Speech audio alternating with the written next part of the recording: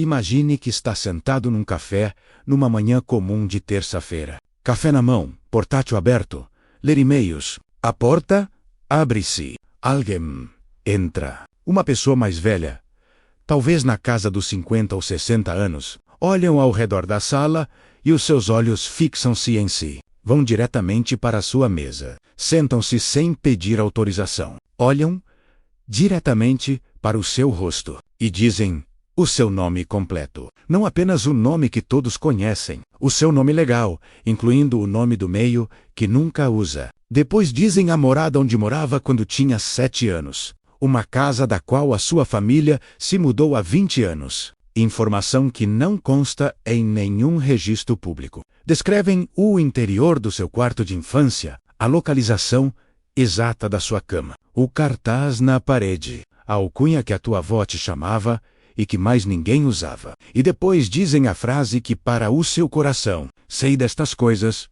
porque sou você. 30 anos mais velho, voltei a este momento porque o que acontecer na próxima semana vai destruir a sua vida. E eu estou aqui para o impedir. Pensar-se-á que eles eram loucos. Um perseguidor que pesquisou o seu passado. Um vigarista a aplicar um golpe elaborado. Até que lhe contam algo que ainda não aconteceu. Um evento específico, detalhado e preciso. E uma semana depois, acontece exatamente como previram. Palavra a palavra. Momento a momento.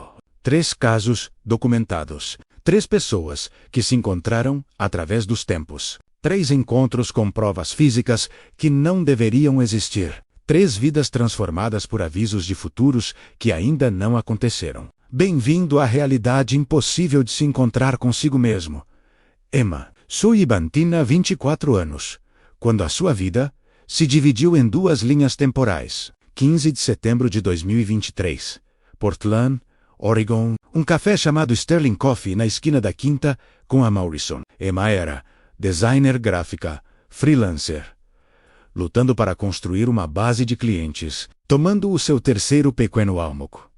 Enquanto ajustava o design de um logótipo no seu portátil, eram 9h47. Lembra-se da hora exata porque verificou o telemóvel pouco antes de a mulher se sentar. A mulher era mais velha, talvez na casa dos 50 anos, com cabelos grisalhos e linhas à volta dos olhos que, de alguma forma, lhe pareciam familiares. Ela não pediu para se juntar a Emma, apenas puxou a cadeira à sua frente e sentou-se. Emma olhou para cima, irritada, prestes a dizer que a mesa estava ocupada. Mas antes que pudesse falar, a mulher disse: Emma Sullivan. Nasceu a 3 de maio de 1999. Viveste na rua Pine 847 até aos 8 anos. O teu quarto era no andar de cima, segunda porta à esquerda. Tinhas um gato chamado Sr. Whiskers. Enterraste-o no quintal quando tinhas 12 anos. O sangue de Emma gelou. O endereço da rua Pine nunca foi listado publicamente. A sua família tinha mudado quando ela estava na 3ª classe. A casa tinha sido vendida 2 vezes desde então. Ninguém sabia daquele endereço. Ninguém. Exceto a família. E o Sr.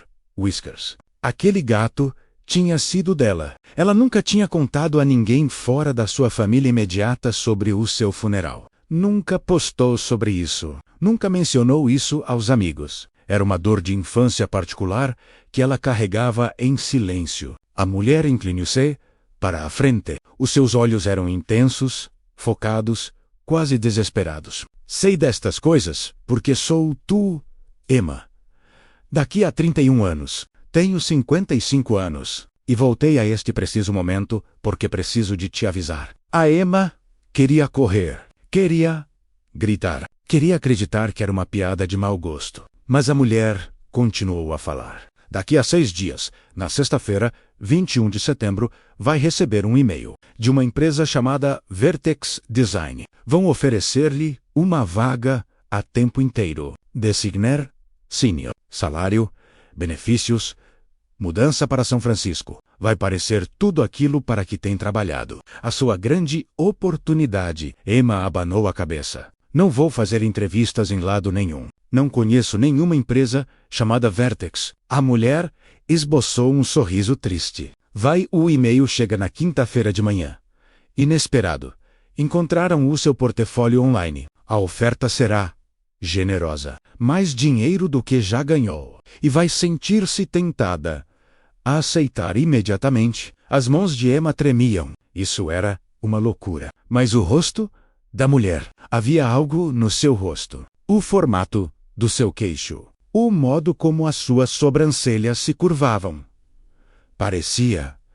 Não. Isso era impossível. A mulher continuou. Não aceite o trabalho, Emma.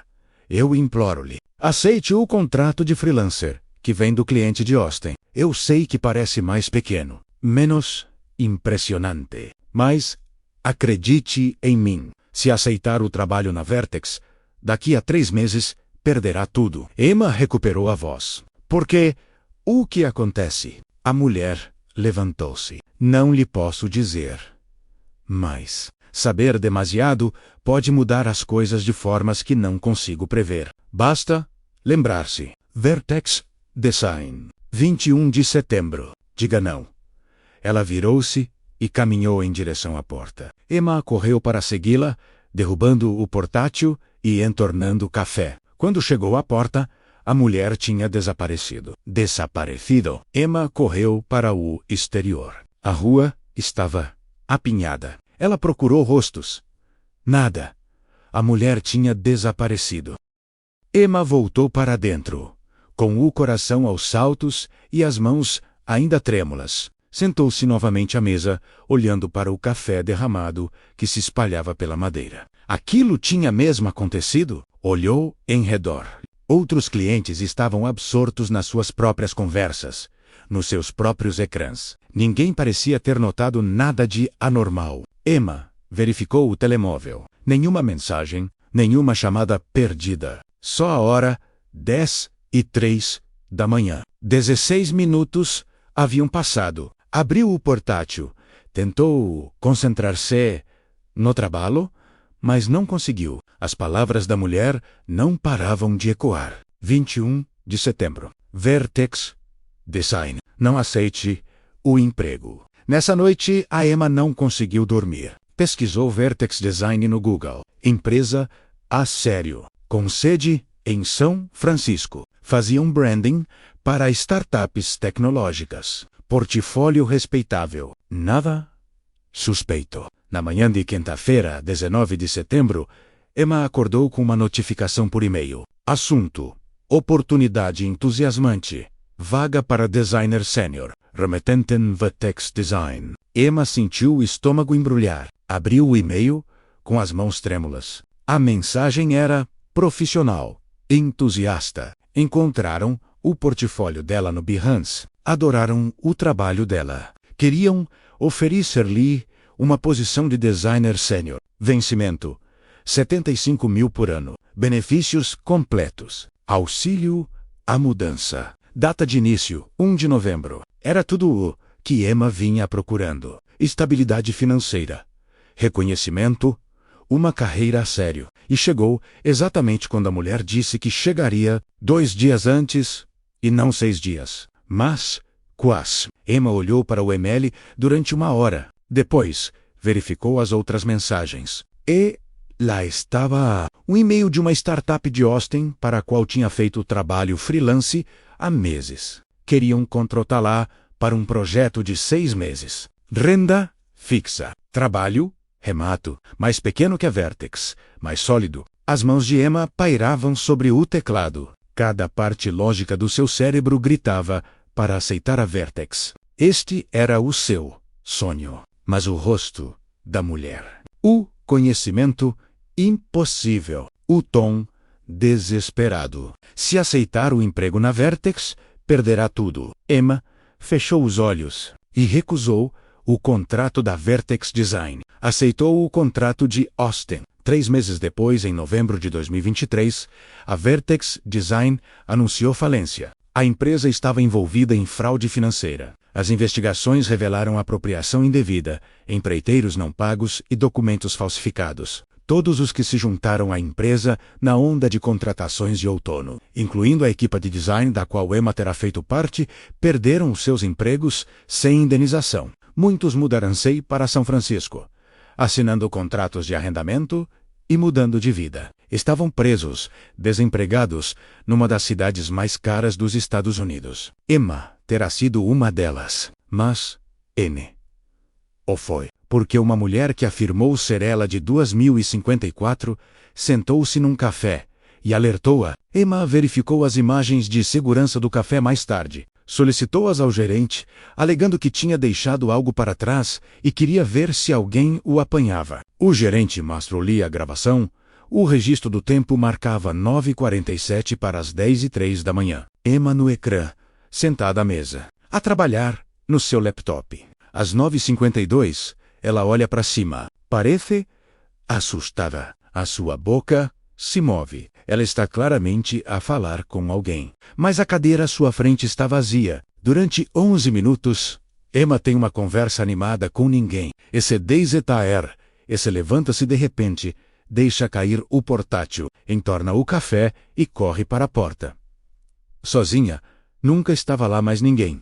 David Martinez tinha 35 anos, quando encontrou a prova de que iria viajar no tempo. Maio de 2024, Chicago estava a limpar o sótão do avô depois que o velho faleceu. Caixas de fotografias, documentos, recordações de uma vida que durou 86 anos. O avô de David tinha sido dono de uma pequena mercearia nas décadas de 1950 e 1960, imigrante trabalhador, que construiu uma vida a partir do nada. David amava-o profundamente. Revirar as suas coisas parecia arqueologia. Descobrir camadas de história da família. Uma caixa continha fotografias, impressões a preto e branco, bordos amarelados pelo tempo. David separou-as cuidadosamente. Seu avô, quando jovem. A sua reuniões familiares. Aloha. E então, o David viu uma fotografia que fez o tempo parar. A foto estava datada no verso a lápis desbotado. Junho de 1952. Mostrava o seu avô, de 28 anos, de pé, à porta da mercearia da família. A placa por cima da porta era visível. A rua era reconhecível. Mas o que fez com que as mãos de David começassem a tremer não foi o avô, foi o homem que estava ao lado dele. David conhecia aquele rosto, conhecia-o melhor do que qualquer outro rosto do mundo, porque era o seu. A fotografia mostrava dois homens, o avô de David em 1952 e David atual. Mesma idade, mesmas feições. Mesma cicatriz distinta acima da sobrancelha esquerda de um acidente de bicicleta quando tinha 16 anos. Uma cicatriz que aconteceu em 2005, 53 anos depois desta fotografia ter sido tirada. O homem na foto estava a usar roupas modernas. Jeans com um corte que não existia em 1952. Sapatos com um design décadas à frente do seu tempo. E estava ali, casualmente, ao lado do avô de David. Como se isso fosse perfeitamente normal. O David virou a foto. Leu novamente a data. Junho de 1952. Voltou a virá-la. Encarou o seu próprio rosto, olhando para ele, de há 72 anos no passado. O David tentou racionalizar. Talvez um parente, um primo afastado com características semelhantes. Mas a cicatriz. Mas ninguém na família tinha aquela cicatriz. E o rosto não era parecido. Era idêntico, até ao formato exato do maxilar. A forma como a orelha esquerda se destacava um pouco mais que a direita. A pequena pinta abaixo do olho direito. Não era um sósia. Era ele. David levou a fotografia para a Universidade de Northwestern, o laboratório de fotografia forense. Ele precisava de provas de que era falsa. Uma manipulação. Qualquer coisa que fizesse sentido, o laboratório analisou durante 2 semanas. Composição química, envelhecimento do papel, processo de impressão. Os resultados foram definitivos. Fotografia autêntica de 1952. Impressão a gelatina de prata consistente com fotografia de época. O papel e os produtos químicos combinavam com os processos de fabrico do início da década 1950. Nenhuma evidência de manipulação digital, porque a fotografia digital não existiria durante os 40 anos seguintes. Sem evidência de técnicas de composição, sem dupla exposição. Sem-troc. Sem-troc, apenas uma fotografia genuína de 1952, que mostra o avô de David e um homem que era fisicamente impossível de estar ali. Mas estava. David mostrou a fotografia aos familiares sobreviventes. A sua tia idosa, irmã mais nova do seu avô, olhou para ela e franziu o sobrolho. Não me lembro disso, disse ela. Quem é aquele homem com ele? O pai de David estuda durante muito tempo. Nunca tinha visto esta foto, mas aquele homem olhou para David. Evoque.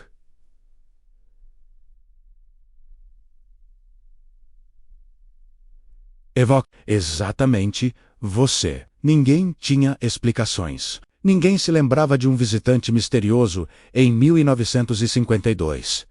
O avô de David tinha morrido em 1998.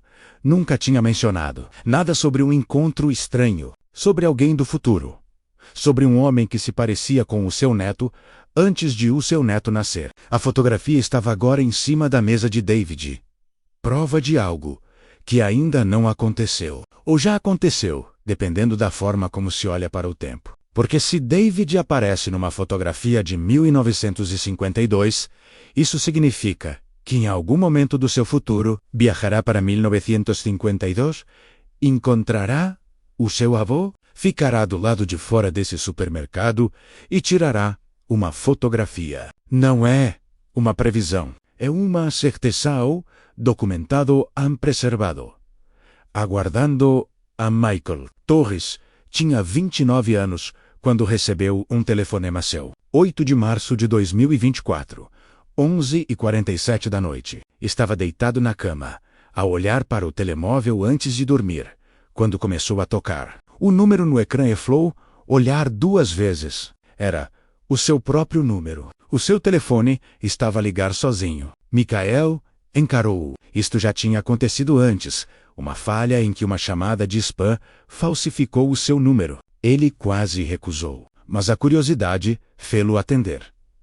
Olá? A voz do outro lado era a sua própria voz. Exatamente a sua voz. Mesmo tom, mesma voz rouca, mesmo sotaque regional. Michael, ouve, isto vai parecer loucura, mas eu sou tu. A ligar de 10 anos para o futuro. 8 de março de 2034. E preciso que ouças. Michael sentou-se. O seu coração batia forte. Era uma brincadeira. Tina. Descer. Alguém com um software de correspondência de voz. Mas a voz continuou. Eu sei o que estás a pensar. Isso é impossível. Alguém está a gozar contigo. Mas vou dizer-te uma coisa que só tu sabes. Quando tinhas 8 anos, roubaste uma nota de $20 da mala da tua mãe. Compraste um videojogo. Nunca contaste a ninguém. Ainda te sentes culpado por isso. Michael conteve a respiração. Era verdade. Nunca tinha contado aquela história a ninguém. Nunca tinha confessado. Era um segredo de infância que carregava sozinho. Amanhã de manhã, disse a voz, às 6:15 da manhã, vais receber uma mensagem do Jake sobre basquetebol. O teu primeiro pensamento. Será que ele ainda está em Tóquio? Mas o voo dele foi cancelado. Atraso devido ao tempo. Ele está de volta às 6 horas. Vai convidar-te para jogar basquetebol às 10 da manhã no parque da Roosevelt Street. Tens de ir. Michael recuperou a voz. Por quê? O que acontece se eu for? Conheces alguém? Alguém que muda tudo. Não te posso dizer mais do que isso. Simplesmente vai confiar. O show. Tu já vivi este momento. E a escolha que fizeres amanhã determinará se os próximos 10 anos serão o que deveriam ser. A chamada terminou. Michael verificou o seu registro de chamadas imediatamente. 3 minutos e 47 segundos. Chamada recebida do seu próprio número. Enquanto usava o telefone, a companhia telefônica viria a confirmar que isso era tecnicamente impossível dentro da arquitetura do seu sistema. Na manhã seguinte, exatamente às 6h15, o telefone de Michael vibrou com uma mensagem. Jake, ei, voo cancelado.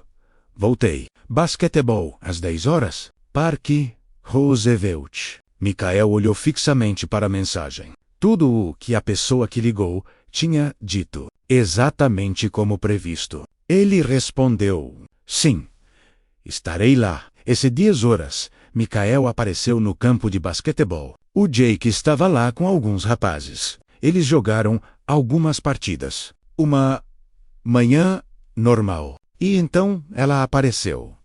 Ana, uma amiga de um dos amigos de Jake. Ela entrou no jogo, Michael reparou nela imediatamente. Eles conversaram depois, trocaram números de telefone, começaram a namorar 3 semanas depois. Ficaram noivos há 6 meses. Em outubro de 2024, todo o percurso de vida de Michael mudou porque foi aquele campo de basquetebol. E só foi porque uma voz que dizia ser ele próprio no futuro lhe disse para ir. A voz sabia pormenores impossíveis. Previu acontecimentos que aconteceram exatamente como descritos. E os registros telefônicos comprovam que a chamada existiu. Do número de Miguel para o número de Michael, enquanto Michael estava a usar o telefone para o receber, o que significa que a chamada veio de um ponto diferente no tempo. De 8 de março de 2034, do próprio Michael, 10 anos mais velho. Voltando para garantir que o seu eu mais jovem fez a escolha certa. O Michael pensa sobre isso às vezes. Daqui a uma década, no dia 8 de março de 2034, pegará no telefone e ligará para si próprio. Em 2024, ele lembrar-se-á deste momento. Saberá ele o que dizer. A data aproxima-se. O ciclo deve fechar-se. Porque se ele não fizer essa chamada, então a chamada que recebeu nunca aconteceu. E se a chamada nunca aconteceu, nunca conheceu Ana. E se nunca conheceu Ana, todo o seu dom não existe. Está preso numa curva temporal fechada. Um paradoxo bootstrap. Ele deve tornar-se a voz que o salvou, porque a voz já o fez. O futuro está a regressar. E Michael está no lugar onde a causalidade se curva em círculo. 3 pessoas. 3 encontros impossíveis. 3 provas que não deveriam existir. Emma Sullivan tem imagens de segurança que a mostram a falar com o vazio enquanto recusava uma oferta de emprego que lhe teria arruinado a vida porque uma mulher que se parecia com ela própria mais velha lhe disse para o fazer. David Martinez tem uma fotografia autenticada de 1952 que o mostra ao lado do avô décadas antes de este nascer, provando que viajará no tempo, quer entenda como ou queira. Michael Torres tem registros telefônicos de uma chamada do seu próprio número que ocorreu enquanto usava esse número. Uma chamada que o levou a conhecer a sua futura mulher. Uma chamada que terá de fazer em 2034 ou apagar o seu próprio presente. Eles não se conhecem, vivem em cidades diferentes, vidas diferentes, mas estão ligados pela mesma verdade impossível. O tempo não é uma linha reta, é um loop, e algures neste loop, o seu eu futuro está a regressar, tentando guiá-lo, avisá-lo, salvá-lo de desastres que não consegue prever. A Emma verifica todos os cafés agora, à espreita de uma mulher mais velha que se possa sentar sem ser convidada. David mantém a fotografia na parede, um lembrete de que o seu futuro já está documentado no passado. Michael observa o calendário. O dia 8 de março de 2034 aproxima-se a cada dia, e quando chega, sabe que vai pegar no telefone. Marcará o seu próprio número de há 10 anos. E dirá as palavras que já lhe salvaram a vida. Porque ele não tem escolha. O ciclo está fechado. O futuro está escrito. E encontrar-se a si mesmo não é um paradoxo. É o destino a fingir ser coincidência. Os 3 casos partilham um elemento impossível. Quebram a causalidade. Emma evitou o desastre porque o seu eu futuro a avisou. Mas se o desastre nunca acontece, por que é que a Emma do futuro teve de avisar? David aparece numa fotografia de 1952, 33 anos antes do seu nascimento, o que significa que o seu futuro está documentado no passado, mesmo antes de o viver. Michael conheceu a sua esposa porque o seu eu futuro lhe ligou a dizer para onde ir. Mas só sabe fazer esta chamada porque foi para lá. Não são apenas coincidências estranhas. São ciclos fechados no tempo. Acontecimentos que se causam e, de acordo com a física, são possíveis. Em 1949, o matemático Curtis G. Dell descobriu algo perturbador nas equações de Einstein. A relatividade geral permite aquilo a que os físicos chamam curvas temporais fechadas, caminhos através do espaço-tempo que regressam ao seu próprio início. Imagine o tempo não como uma linha reta, mas como uma forma que se pode curvar e ligar. Se o espaço-tempo se deformar severamente, o suficiente, geralmente perto de objetos rotativos maciços, como buracos negros, um viajante que avança no seu próprio tempo poderia chegar ao seu próprio passado, não viajando mais depressa que a luz, não quebrando a física, seguindo a curvatura natural do próprio espaço-tempo. Uma investigação publicada em 2025 pelo físico Lorenzo Gavassino afirma ter resolvido o paradoxo do avô, combinando a relatividade geral com a mecânica quântica e a termodinâmica. A sua conclusão: a viagem no tempo não cria contradições lógicas se existirem curvas temporais fechadas. Pode encontrar-se, porque no espaço-tempo curvo, o seu futuro e o seu passado ocupam o mesmo local. A questão não é se isso é possível. A questão é se o nosso universo contém estas curvas naturalmente e, se sim, por que é que algumas pessoas acedem a elas. O encontro de Emma representa aquilo a que os físicos chamam o paradoxo da consistência. O seu eu futuro AVCA para evitar a vertex design. Emma leva o aviso a sério, recusa o trabalho e evita o desastre. Mas isso cria um problema. Se Emma nunca vive o desastre, como é que o seu eu futuro sabe que deve avisá-la? A resposta vem do princípio da autoconsistência do físico russo Igor Novikov. A linha do tempo deve manter-se consistente. A Emma evitaria sempre a vertex design porque o seu eu futuro sempre alertou. Não existe uma linha temporal alternativa em que ela aceite o trabalho, sofra e depois regresse. Existe apenas uma linha temporal. E nessa linha temporal, o aviso e a evitação acontecem em simultâneo. A Emma mais velha que apareceu no café veio de um futuro em que a jovem Emma já tinha recusado a Vertex, porque a Emma mais velha já a tinha alertado. É um ciclo fechado. A causa e o efeito acontecem num círculo sem princípio. Emma evitou o desastre, mas agora carrega um fardo estranho. Ela sabe que o seu eu futuro já viveu algo suficientemente sombrio para justificar uma viagem no tempo. Só que essa linha temporal sombria nunca existiu para esta Emma.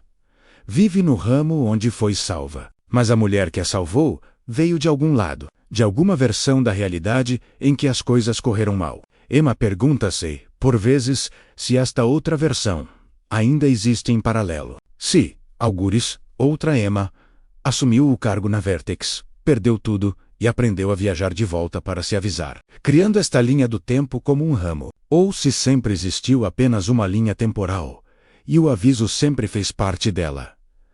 O caso de David é ainda mais estranho, porque as provas são físicas e anteriores ao seu nascimento. A fotografia de 1952 mostra-o de pé, ao lado do avô. A foto é autêntica, sem manipulação, sem truques. O que significa que, algures no futuro de David, ele viajará para 1952.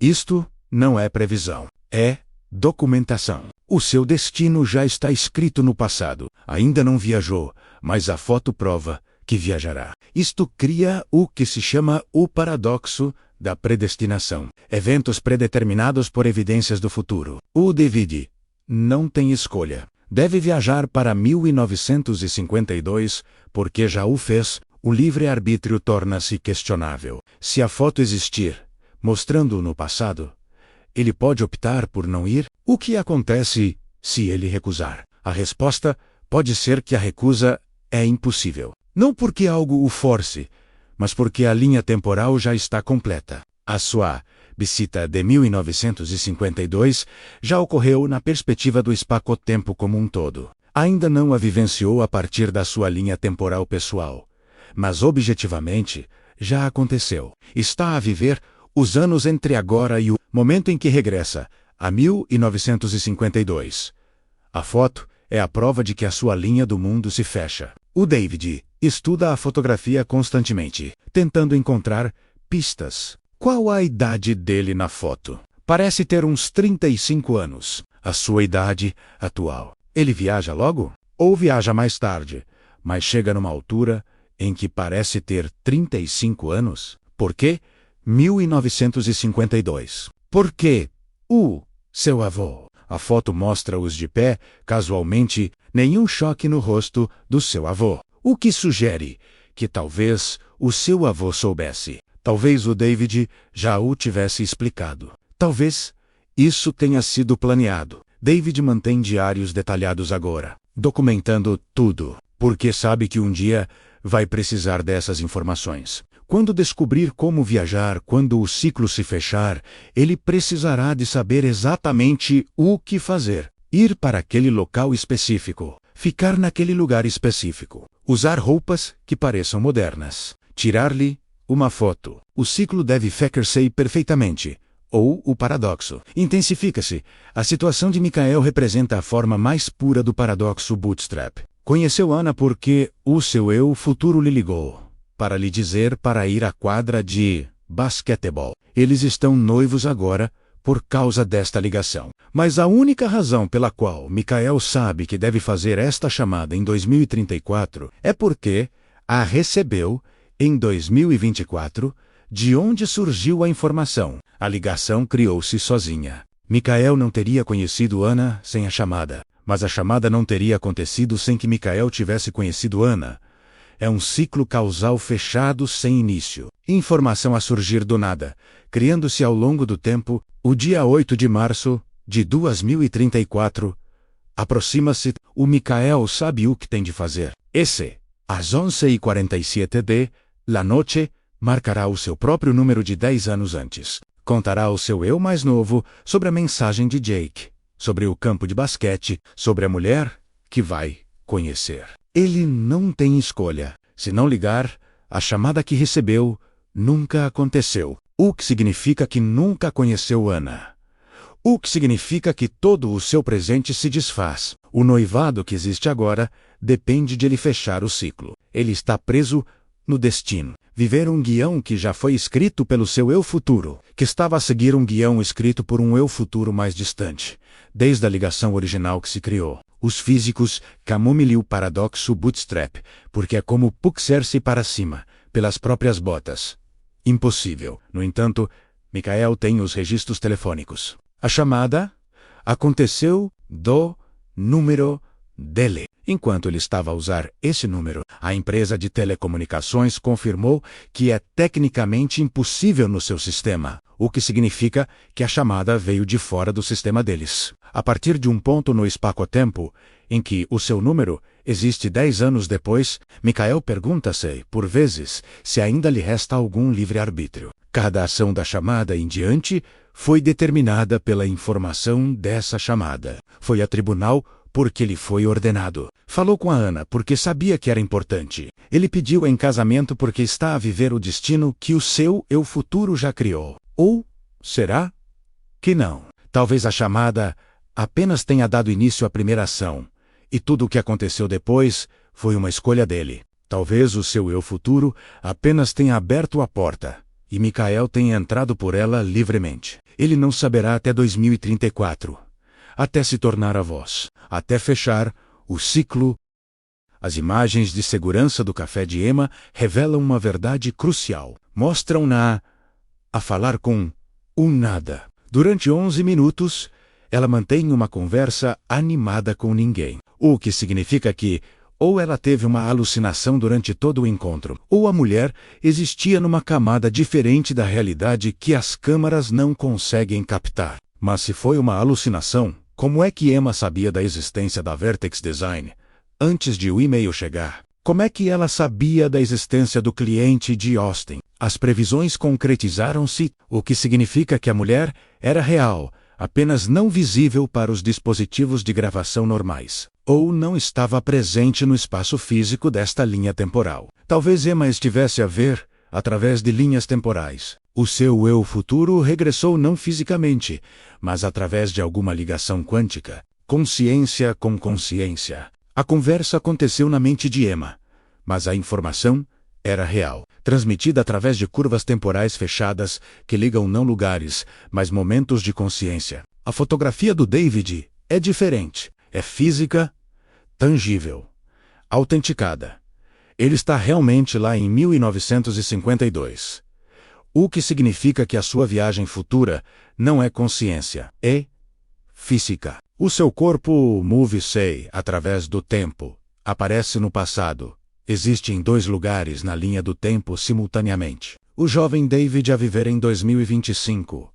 E o velho David a visitar 1952. O telefonema de Michael está algures entre os dois. Voz transmitida de forma impossível, não presença física. Não consciência pura, mas informação a mover-se para trás através de sistemas de telecomunicações. 3 mecanismos diferentes. Mesmo resultado. Futuro alcançando o passado. As implicações destroem tudo o que pensamos saber sobre a escolha. Emma acredita ter escolhido recusar a Vertex. Mas será que ela o fez? Ou a sua escolha foi predeterminada pelo aviso de um futuro que já tinha acontecido? A foto de David sugere que todo o seu futuro já está completo. Vai viajar para 1952 porque já o fez. As suas escolhas de agora, até esse momento, são uma ilusão. Tomará as decisões que o levarão a viajar no tempo pensando que são livres, mas na verdade estão a seguir o caminho que a fotografia já documentou. Michael sabe que o seu noivado com Anna decorre de um telefonema que não deveria existir. Cada momento do seu relacionamento foi iniciado por informações do futuro. Está a viver uma vida com guião pela sua própria voz de 2034. O livre-arbítrio desaparece quando o futuro pode editar o passado. Ou talvez o lever-arbítrio nunca tenha existido. Talvez todo o espaço-tempo exista como um objeto quadridimensional completo, e a nossa experiência de nos movermos por ele, sequencialmente, seja a ilusão. De fora do tempo, o aviso de Emma, a fotografia de David e o chamamento de Michael existem em simultâneo com os acontecimentos que influenciam. Não há antes e depois. Apenas uma estrutura completa, onde todos os momentos se ligam. 3 pessoas a viver com um conhecimento impossível. Emma salva de um desastre que nunca viveu. David, à espera do dia em que terá de viajar para o passado do seu avô. Michael a contar os dias para se tornar a voz que lhe salvou a vida. Não podem falar sobre isso publicamente. Eles tentarão. As pessoas pensam que estão delirando. Os fóruns online chamam-lhes escritores criativos. Os céticos descartam as evidências. A fotografia deve ter sido mal identificada. O telefonema deve ser uma partida de hacker. O aviso no café deve ser uma coincidência de sorte. Mas Emma tem imagens de segurança que a mostram sozinha enquanto conversa com alguém. David tem análises forenses a provar que a fotografia de 1952 é autêntica. Michael tem registros de telecomunicações a confirmar a chamada impossível. As evidências existem. Os encontros decorreram. O tempo não é o que pensamos que é. Gira em loop, curva-se, dobra-se sobre si mesmo. E por vezes, nos pontos onde a curvatura é mais acentuada, o futuro e o passado tocam-se. Baque encontra-se. Avisa-se, salva-se, cria-se. O ciclo fecha-se. E ficas a viver num mundo onde cada escolha pode ser predeterminada por uma versão de ti que ainda não nasceu, mas já voltou para te guiar. Emma observa mulheres mais velhas nos cafés. O David estuda periódicos de física sobre viagens no tempo. Michael, marca seu calendário. 8 de março de 2034.